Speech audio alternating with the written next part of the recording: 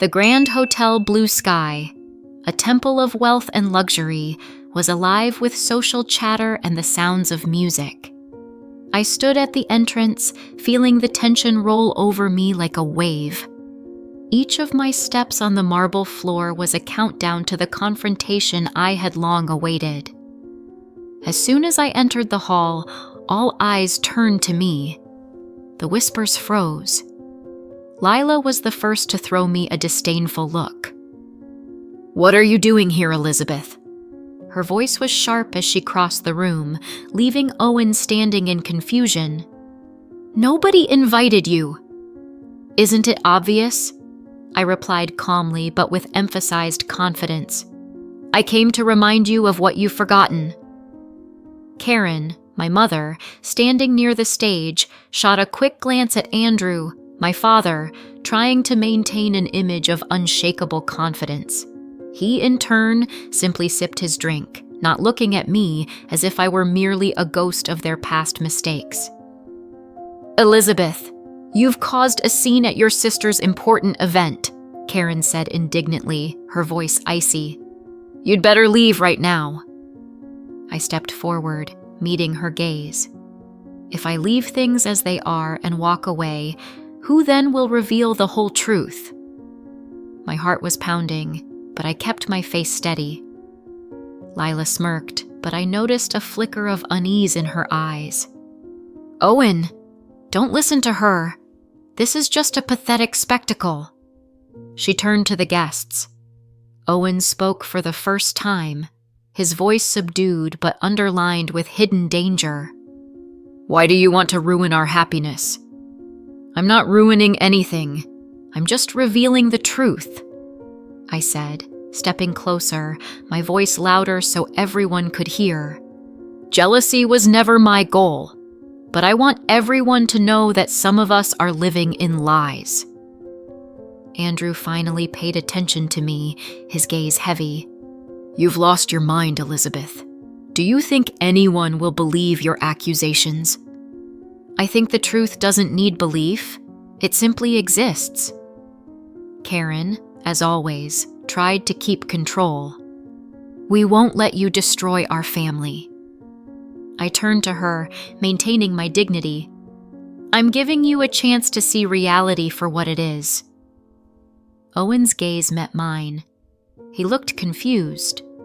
The guests stood in tense silence, the wedding festivities replaced by a moment of drama that promised to change everyone's lives. I watched as my mother's grip on her champagne glass tightened and how Lila's confidence flickered for just a second. They expected me to be cowardly, to give up, to be the same helpless girl they had discarded. I smiled slowly, deliberately, like a blade sliding from its sheath. My name is Elizabeth Myers, and I became a witness to their perfect world beginning to crumble. 10 years ago, that evening at our mansion changed my life. It was cold, as if the weather itself had decided to become part of the tragedy. I stood at the door, my fingers trembling from tension and the icy wind. My mother, Karen, with her pursed lips and eyes devoid of warmth, looked at me with disdain. "You are a burden," she said, her voice even and almost mechanical. "A waste of time. A waste of money." I wanted to scream back, but I knew it wouldn't make any sense. Behind me, footsteps approached. My father, Andrew, with his perpetually inscrutable face. He stood beside my mother, arms crossed. Their support for each other made me feel even more alone. "No objections, Elizabeth," he interjected, his voice as cold as the air itself. "You're an adult. You'll figure it out." A lump formed in my throat. I always knew their love was conditional, but at this moment it felt particularly acute. I looked at them, hoping to see a hint of doubt, a flicker of regret, but they were as stone-faced as ever. "Do you really think that?" I asked, my voice trembling, though I tried to appear confident. "Elizabeth, you need to face reality," my mother continued, not breaking eye contact. "We can no longer help you." Behind them stood my sister Lila, her arms crossed, a smirk playing on her lips. She clearly relished the moment, and her indifference cut deep. I wanted to say something, but I couldn't find the words to shatter their shield of indifference. Memories spun in my mind, how I cried on their shoulders, shared my dreams, sought their approval. I exhaled, trying not to show my tears. "I thought you were family," I finally managed, stepping back toward the open door. "We are family," Andrew responded, not blinking. "But that doesn't mean we have to carry your burden." With those words, he closed the door. I stood outside, buffeted by the cold wind, clutching my coat as if it were all I had. And it was true. My life, as I knew it, was left behind that door, behind the resounding quiet of the night barrier. I was left alone with $50 in my pocket, not knowing where to go or what to do next. For 3 nights, I slept behind a diner, curled up by trash bins where the warmth from kitchen vents barely kept me from freezing. Hunger gnawed at me, exhaustion pulled my limbs down like lead, but I endured. On the 4th morning, Rita Dawson, the diner owner, found me. She stood over me, arms crossed, her sharp eyes appraising. "If you work, you can survive," she said, dropping a broom at my feet. That was my first chance. I scrubbed floors, washed dishes, worked double shifts without complaints. By the end of the month, Rita let me sleep on an old cot in the storage room. By the end of the year, I'd saved enough to enroll in a community college. I didn't stop. I couldn't stop. At 20, I won a full scholarship to a prestigious business program. At 23, I interned at a fast-growing medical startup. At 27, I founded my own medical nutrition brand, a company that would revolutionize the industry and make me a millionaire. And the Myers? They never knew because they didn't deserve to know. Lila lifted her chin, her perennial smirk twisting her lips.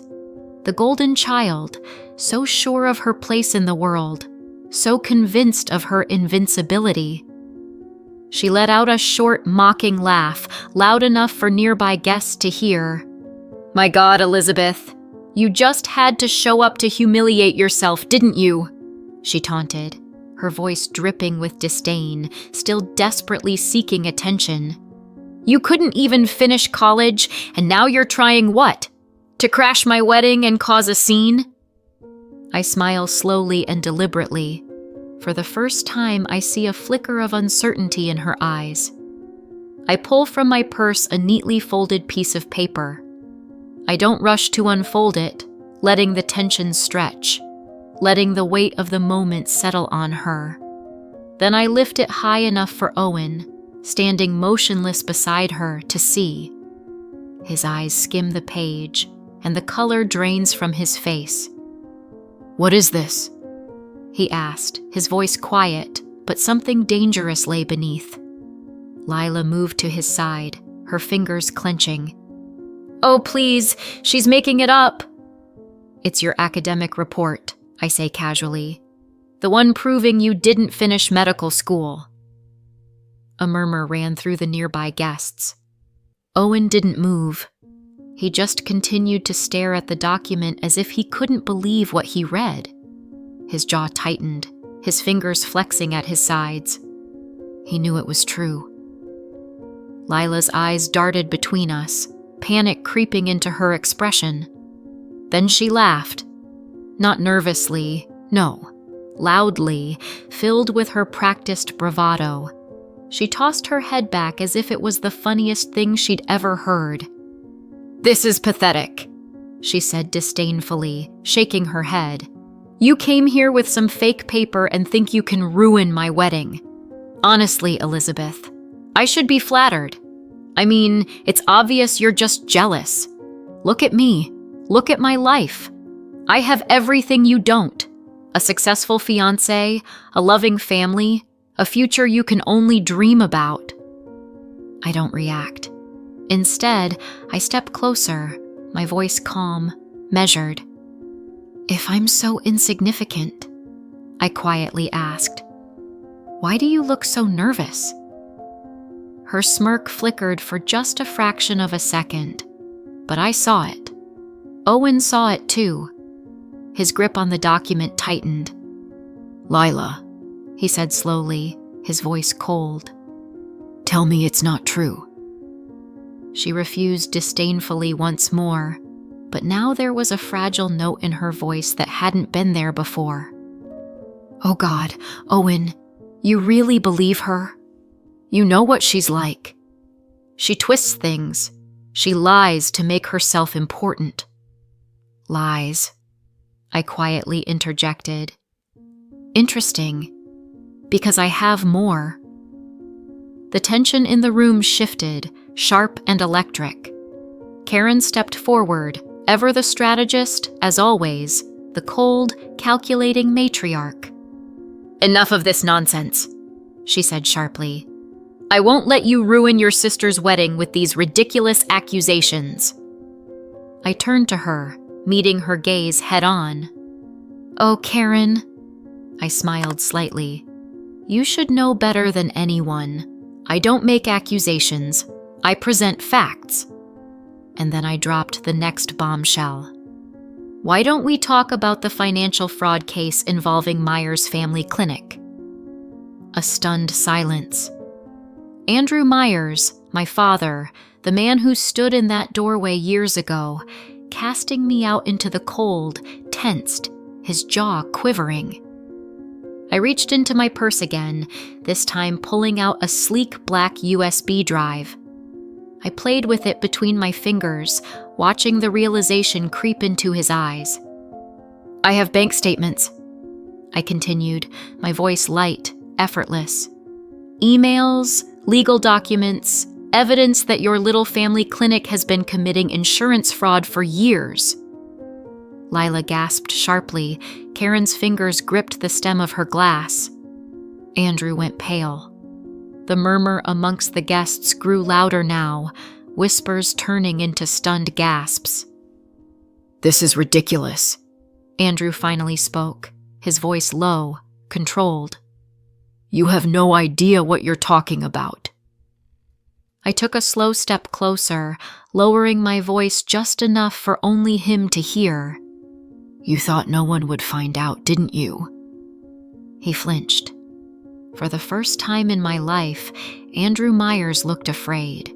Dr. Smith stepped forward, his face red with anger, fingers clenched at his sides. Once composed and respected, the hospital's director now looked like a man who just realized he'd been made a fool. His voice cut through the frozen silence like a blade. You told me she had a degree, he said, his piercing gaze fixed on Andrew. You vouched for her! Karen, always the expert manipulator, straightened her shoulders, trying to muster a smile that didn't quite reach her eyes. Dr. Smith, this is a misunderstanding. Whatever my daughter did or didn't do, she didn't complete her studies, I said, my voice cold, steady. She didn't even come close. Owen didn't move. He still looked at the document in his hands, his knuckles white, his breathing uneven. In the end, he breathed out slowly and evenly and turned to Lila, his voice unusually calm. Tell me, it's not true. Lila didn't respond. Owen's face hardened, his fingers grasping the wedding ring on his hand. I defended you, he murmured, his voice just above a whisper. I trusted you, and all this time you were just... He trailed off, with a sharp, joyless laugh. Then, without a word, he removed the ring from his finger and dropped it at her feet. The metallic clang against the marble floor was deafening. Lila made a desperate sound, reaching for his hand, but Owen stepped back, disgust twisting his features. "Don't," he said, his voice filled with evident betrayal. Karen's eyes widened, and she rushed forward, her voice dipping to a pleading tone, filled with the kind of manipulation she's perfected over the years. "Owen, darling, let's be reasonable. You and Lila are meant for each other. A couple of mistakes won't change that." Owen shook his head, his expression filled with something dangerously close to regret. "You don't understand, do you? This isn't just one mistake. It's everything, every word, every lie, every fraud." He turned to look at me, then his gaze filled with something unreadable. She was right. Karen blinked, momentarily at a loss for words, and for the first time, true desperation flickered in her eyes. But I wasn't done yet. I exhaled slowly and deliberately, allowing the weight of the moment to settle before dropping the final bombshell. "You've been using my name for tax fraud for the last 10 years. The room exploded. Karen gasped. Andrew's face turned white. The whispers around the ballroom morphed into full-blown gasps of shock. "That's a lie!" Andrew growled, his voice trembling. I smiled. "Is it?" I pulled a second USB drive from my purse and held it between two fingers. "Because I recently checked something. Imagine my surprise when I discovered that someone had been filing fraudulent tax returns under my name, a certain person who runs a certain family clinic." Dr. Smith, quick and decisive, turned to his assistant. "Call the legal department immediately." Andrew lunged forward, but security was already intervening, the weight of my words crashing over him like a tsunami, his composure crumbling. "You think you're better than us?" he yelled, his voice desperate, unhinged. I met his gaze, tilting my head slightly. "I don't need to think about it," I said, my voice smooth, unyielding. "I know it." Karen stumbled back, her carefully polished facade cracking, panic finally taking hold. The eyes of the guests were filled with nothing but judgment and scandal. And Lila, she was on her knees, sobbing into the flawless marble floor. The wedding ring Owen threw at her feet glittered under the chandelier's light, left behind, abandoned, just like they abandoned me many years ago. I cast one last look back. Not out of nostalgia, not out of regret, but because I wanted to remember this moment, the moment when those who rejected me finally faced the weight of what they did. Lila's face lifted to me, desperation clear in her trembling voice. "Elizabeth, please." The voice I once might have longed to hear, the one I once might have clung to.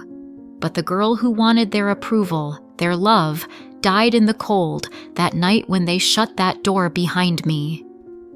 I tilted my head, contemplating, then smiled slightly. "You never cared for me," I said softly, my voice gentle, final. "And now, I don't care about you." Her lips trembled, a new sob threatening to break free, but I didn't wait to hear it. I turned, walking away from the shattered remnants of their perfect little world. Outside, the air was fresh, like the first breath after escaping a burning building. The city hummed in the distance, oblivious to the destruction I'd just left behind.